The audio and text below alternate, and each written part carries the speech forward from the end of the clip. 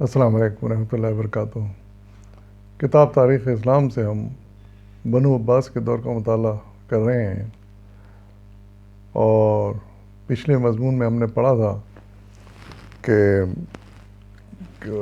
مسلمانوں نے مامون رشید کے دور میں کتنی ترقی کی، کیا کیا اچھے کام ہوئے،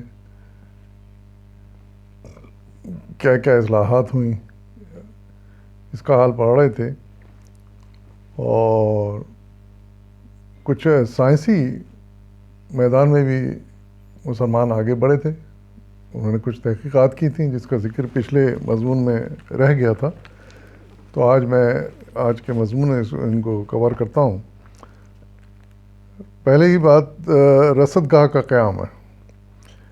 اس حید میں علم حیت نے حیرت انگیز ترقی کی، چنانچہ مامون اسد بن علی، خالد بن عبد الملک اور یحییٰ بن منصور جیسے ماہرین حیت کو بلا کر بطلیموس کے بتائے ہوئے طریقے پر شمامیہ میں دنیا اسلام کی پہلی رصد گاہ قائم کرائی۔ شمامیہ میں اسلام کی پہلی لیبارٹری یا آبزرویٹری جسے کہنا چاہیے، کیونکہ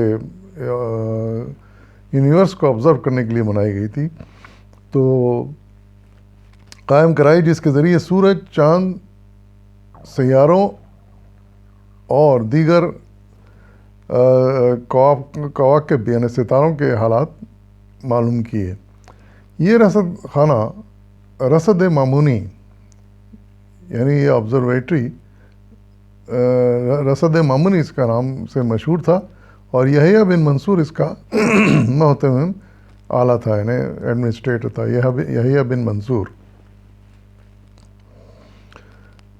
پھر دوسرا کام کرۂ ارض کی پیمائش ہے۔ انسان اس وقت سوچ بھی نہیں سکتا تھا کہ کرۂ ارض کی پیمائش کی جائے کہ کتنی اس کا احاطہ ہے، کتنی وسیع ہے، لیکن مسلمانوں نے اس بارے میں بڑا قدم اٹھایا۔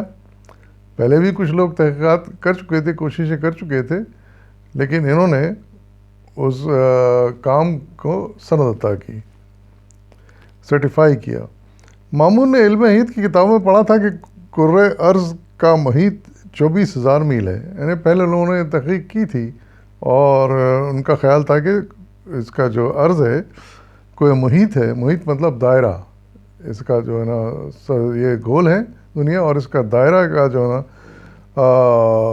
طول جو ہے وہ 24,000 میل ہے۔ اس عمر کی تحقیقات کے لیے چند ماہر حیت داں مقرر کیے، انہوں نے سنجار کے وسیع و عریض میدان میں اس زمن میں متعدد تجربات کی اور اس نتیجے پر پہنچے کہ زمین کا محیط واقعی 24,000 میل ہے، لیکن ماموں کی اس سے تشفی نہ ہوئی اور کہا کہ کسی دوسرے مقام پر بھی اسی طریقے سے تحقیقات کی جائے۔ چنانچہ صحرائے کوفہ میں پھر یہی تجربہ دہرایا گیا، اس سے بھی پہلی تحقیق کی توثیق ہو گئی۔ یعنی پہلے لوگوں نے کام کیا تھا، اس سے یہ نہیں کہ پہلے کام نہیں ہوا، پہلے کے حیت دان جو تھے انہوں نے اس پر تحقیقات کی تھیں، اور وہ اس نتیجے پر پہنچے تھے کہ یہ اس محیط جو ہے، سرکمفرنس جس کو کہتے ہیں انگلش میں، یہ 24,000 میل ہے دنیا کا۔ تو مامون رشید نے اپنے سائنسدانوں کو مقرر کیا کہ آپ بھی تحقیقات کریں اور کنفرم کریں کہ یہ دعویٰ صحیح ہے غلط ہے۔ تو جب مسلمان سائنسدان بیٹھے، انہوں نے بھی اپنی تحقیق سے یہ ثابت کیا کہ واقعی اس کا دائرہ جو ہے 24,000 میل ہے، اور یہ ایک نہیں 2 مرتبہ تجربہ دہرایا گیا، ایک مرتبہ سنجار میں اور دوسری مرتبہ کوفہ میں کے میدان میں اس کو کیا گیا، اور یہ مستند ہو گئی بات کہ 24,000 میل ہے۔ اور اندازہ لگائیے اس کی ایتھینٹسٹی کی کہ جو نا آج تک سائنسدان اس بات کو تسلیم کرتے ہیں کہ یہ اتنے ہی ہے اس کا سرکمفرنس۔ دوربین کے ایجاد یہ ایک تیسرا کا بڑا کام تھا جو مسلمان سائنسدانوں نے کیا۔ ان سائنٹیفک تجربات کے علاوہ ابو الحسن نامی ایک حیت دان نے دوربین بھی ایجاد کی، جو اس زمانے کے لحاظ سے ایک حیرت انگیز کارنامہ ہے، کیونکہ دوربین کا تصور بھی نہیں تھا، لیکن مسلمان سائنسدانوں نے دوربین ایجاد کی، جس سے ہمیں بہت بہت مدد ملی کائنات کو اسٹڈی کرنے کے لیے، ستاروں سیاروں کا علم حاصل کرنے میں بڑی مددگار ثابت ہوئی دوربین۔ آج بھی دوربین کی اہمیت کو ہم سب جانتے ہیں کہ دور دور کے مناظر ہم بالکل قریب دیکھتے ہیں، تو یہ ایجاد مسلمانوں نے پہلے کی تھی۔ بعد میں مزید ڈیولپ کر کے پھر جیسے گیلیلیو گیلیلی ہے، اس کے مطابق آتا ہے کہ اس نے پھر دوربین اور مزید اصلاحات کے ساتھ بنائی، نئی طرز کی بنائی، لیکن ابتدا مسلمانوں نے کر دی تھی۔ تو یہ وہ چند سائنسی اقدام تھے، کام تھے جو مامون رشید کے دور میں ہوئے۔ آئیے اب ہم مطالعہ کرتے ہیں معتصم باللہ۔ یہ معتصم باللہ مامون رشید کے بھائی تھے، اور ہارون رشید نے مامون رشید نے یہ وصیت کی تھی کہ میرے انتقال کے بعد میرے بھائی کو خلیفہ بنایا جائے۔ تو اسی کی تفصیل آج ہم پڑھیں گے۔ تعارف: مامون نے مرض الموت کے دوران میں اپنی اولاد کو نظر انداز کر کے اپنے بھائی معتصم کو ولی عہد مقرر کر دیا۔ اس کا بیٹا عباس ایک نامور جنرل ہونے کے باعث فوج میں بڑا مقبول تھا، اس لیے اہل لشکر معتصم کی نامزدگی کے خلاف اس کی حمایت کو اٹھ کھڑے ہوئے، مگر عباس نے انہیں سمجھا بجھا کر ٹھنڈا کیا اور باپ کی وصیت کے پیش نظر معتصم کے ہاتھ پر بیعت کر لی، جس سے اس واقعے نے کوئی ناخوشگوار صورت اختیار نہ کی۔ یعنی پھر بیٹا جو چاہتا تھا کہ میں خلیفہ بنوں، وہ بھی بعد میں مان گیا سمجھانے سے، اور باپ کی نصیحت چونکہ تھی کہ بھائی کو بنایا جائے تو یہ بھی مان گیا کہ ٹھیک ہے چچا کو ہی خلیفہ بنایا جائے، معتصم کو۔ تو پھر وہ اس طرح بغیر کسی اختلاف کے خلیفہ بن گئے۔ اپنے پیشرو خلفاء کے برعکس معتصم علم و ادب سے بیگانے تھے، البتہ شجاعت اور دلیری میں ممتاز تھا۔ اس نے سرزمین روم پر بذات خود متعدد بار لشکر کشی کی۔ اس کی بہادری اور جوان مردی کو مد نظر رکھتے ہوئے بعض مورخین نے اسے سپاہی خلیفہ کا خطاب دیا ہے۔ بعض ہسٹورینز اس کو سپاہی خلیفہ یعنی سولجر خلیفہ کا خطاب دیا ہے۔ اس کے عہد کے اہم ترین واقعہ یہ ہے کہ اس نے ایرانیوں کا زور توڑنے کے لیے ترکوں کو آگے بڑھایا۔ یعنی ایک نیا کام انہوں نے یہ کیا کہ ایران چونکہ بہت زیادہ زور پکڑ گئے تھے اور یہ انتشا ہو گیا تھا کہ اب وہ عربوں کے ہاتھ سے نکل کے یہ ساری خلافت کہیں ایرانیوں کی طرف نہ چلی جائے، تو اس کو زور توڑنے کے لیے انہوں نے ترکوں کو آگے بڑھایا، اپنے یعنی فوج میں ترکوں کو زیادہ بھرنا شروع کیا۔ بلا شبہ وقتی طور پر یہ اقدام نہایت مفید ثابت ہوا، مگر رفتہ رفتہ انہوں نے اتنی قوت حاصل کر لی کہ عباسی خلفاء کے لیے بلائے جان بن گئے، یہاں تک کہ خلیفہ متوکل ان کا زور توڑتے توڑتے خود قتل ہوا۔ اب اس کا یعنی وقتی طور پر فائدہ ہوا کہ ایرانیوں کا زور کم ہو گیا، لیکن آئندہ چل کے بعد میں نقصان یہ ہوا کہ پھر ترکوں نے بڑا زور پکڑ لیا، اور اتنا زور پکڑ لیا کہ خلیفہ جو بعد کے خلیفہ تھے متوکل، وہ اس زور کو توڑتے توڑتے بیچارے خود بھی ختم ہو گئے۔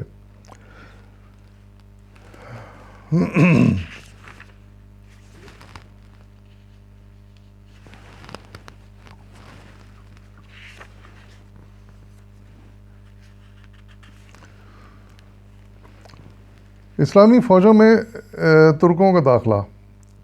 اس دور میں اہم ترین واقعات ترک عناصر کا عروج ہے۔ معتصم ترکوں کی شجاعت اور دلیری سے بہت متاثر تھا، اس لیے سمرقند، فرغانہ اور ترکستان کے دیگر علاقوں سے ہزاروں ترک سپاہی منگائے اور انہیں فوج میں داخل کیا۔ اس پالیسی سے دو اہم فائدے حاصل ہوئے، ایک تو ترکوں کی بہادری اور جنگجو فطرت کے باعث بیرونی فتوحات میں بڑا اضافہ ہوا، اور دوسرے عجمی اقتدار کمزور پڑ گیا، یعنی ایرانیوں کا زور پھر کم ہو گیا، اور خلفاء کو بے دست و پا دیکھ کر حکومت کے سیاہ سفید کے وہ خود مالک بن بیٹھے تھے، یعنی ایرانی۔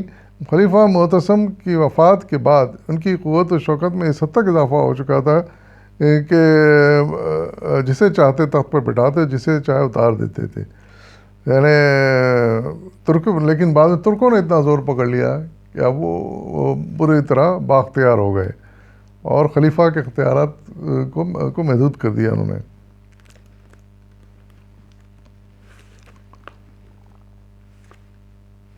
سامرا کی آبادی. ترک سپاہی بڑے اکھڑ اور تند مزاج تھے. تہذیب و تمدن سے انہیں دور کا بھی واسطہ نہیں تھا. شہر کے سڑکوں اور گلیوں میں جہاں چاہتے بے تحاشا گھوڑے دوڑاتے پھرتے، اس سے اہل شہر کو بڑی دقتوں کا سامنا کرنا پڑتا. ان حالات کے پیش نظر معتصم نے یہی مناسب سمجھا کہ علیحدہ چھاونی بنا کر اس نئی فوج کو وہاں رکھے. چنانچہ بغداد کے شمال کی طرف 60-70 میل کے فاصلے پر دریائے دجلہ کے کنارے سامرا کے مقام پر ایک نیا شہر آباد کیا اور وہاں فوجی بارکوں کے علاوہ محلات بھی تعمیر کرائے. ترک افواج کو حکم دیا کہ وہاں جا کر مقیم ہو جائیں. کچھ عرصے بعد معتصم نے دارالخلافے کو بھی سامرا ہی میں منتقل کر دیا. قریباً 60 برس تک سامرا خلفائے عباسیہ کا دارالخلافہ رہا. متوکل نے اس کی عمارات اور آبادی میں اور اضافہ کیا، جس کے بعد شہر کے شان و شوکت اور رونق بڑھ گئی. یعنی 60 سال تک پھر وہ سامرا جو ہے وہ دارالخلافہ بنا رہا مسلمانوں خلفاء کا. معتصم کے ترک جرنیل. خلیفہ معتصم ترک کا اتنا بدا تھا کہ ان کا لباس باقی فوج کے مقابلے میں نہایت بڑھیا قسم کا ہوتا تھا. ان کی پٹیاں سنہری تھیں. چند ترک سرداروں کو سپہ سالاری کے مناصب بھی عطا کیے، جن کا مختصر حال ذیل میں درج کیا جاتا ہے. یعنی جو ترک فوج ایک تو بھر لی تھی معتصم نے اپنے فوج میں اضافہ کر لیا تو ترک فوجیوں کا، اور پھر اس کے بعد جو جرنیل جو تھے وہ بھی ظاہر ہے کہ فوج ترک تھی تو پھر جرنیل بھی ترکی مقرر کرنے پڑے، جن میں بعض اہم جرنیل جو تھے ان کی کچھ تفصیل بیان کی گئی یہاں پر. پہلے تھے، نام ہے افشین.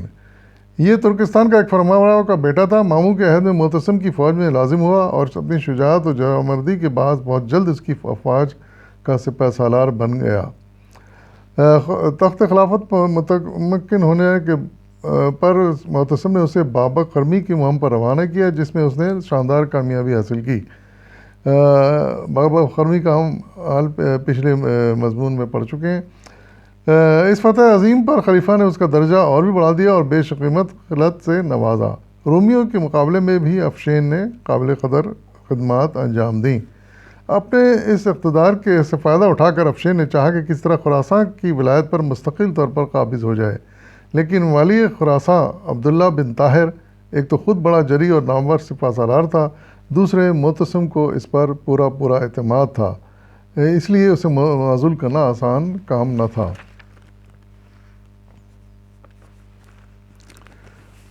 تو پھر یہ ترک جو سپہ سالار تھا افشین، اس نے بھڑکانا شروع کیا معتصم کو، اور یہ اس کو ذہن میں بات ڈالی کہ وہ صرف ظاہراً مسلمان ہے، باطن میں ابھی تک اپنے آبائی مذہب پر قائم ہے. نیزی یہ بھی پتہ چلا ہے کہ وہ خلیفہ کو زہر دے کر ہلاک کرنے کی سازش کر رہا ہے. ان جرائم کی بنا پر معتصم نے اسے قید کر دیا اور 226 ہجری میں قید ہی میں مروا ڈالا. یعنی یہ سازشیں افشین نے جب اس کو کافی اس کا حیثیت مضبوط ہو گئی فوج میں، تو اس نے پھر سازشیں خلیفہ کے خلاف شروع کر دیں، اور بعد میں جب معتصم کو ان سازشوں کا پتہ چلا تو اس نے اس کو قید میں ڈال دیا اور مروا ڈالا. ایتاخ ایک اور ترک جرنیل، اس کا نام تھا ایتاخ. اس نے اپنی زندگی کے ایک معمولی باورچی کے حصے سے شروع کی، مگر خداداد ذہانت اور شجاعت کے باعث شاہی افواج کا سپہ سالار بن گیا. رومی معرکوں میں اس کی جنگی صلاحیتوں کے جوہر اور بھی چمکے. معتصم کو اس پر بڑا اعتماد تھا، چنانچہ اس کے سارے عہد میں یہ برابر اپنے منصب پر فائز رہا. واسق کے زمانے میں تمام امور سلطنت اسی کے ہاتھ میں آ گئے اور بیک وقت کئی عہدوں پر فائز تھا. متوکل نے تخت پر بیٹھتے ہی اسے قتل کرا دیا.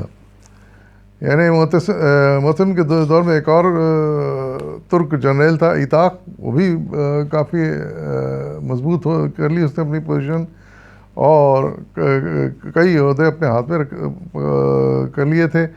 لیکن بعد میں جب متوکل تخت نشین ہوا تو اس نے اسے قتل کرا دیا. یعنی وہ سازشیں بھی چونکہ کر رہا تھا تو اس لیے اس کو مروا ڈالا. ایک اور ترک جنرل تھا اشناس. یہ معتصم کا خرید غلام تھا، لیکن عمومی فوجوں میں بے مثال شجاعت شہامت دکھانے کے باعث سپہ سالاری کے عہدے پر پہنچا. معتصم اس پر اتنا مہربان تھا کہ اسے اپنے برابر تخت پر بٹھاتا تھا. واسق نے اس کے مرتبے میں اور اضافہ کیا اور خلعت عطا کر کے عزت افزائی کی. اس نے 230 ہجری میں انتقال کیا. تو اس طرح فوجوں کو، ترک فوجوں کو اور پھر ان کے جرنیلوں کو معتصم نے بہت بڑھاوا دیا، اور ان کی پوزیشن خلافت عباسیہ میں بڑی مضبوط ہو گئی. مزید حال انشاءاللہ آئندہ قسم بیان کروں گا. پہلے وقت اجازت دیجیے. فی امان اللہ.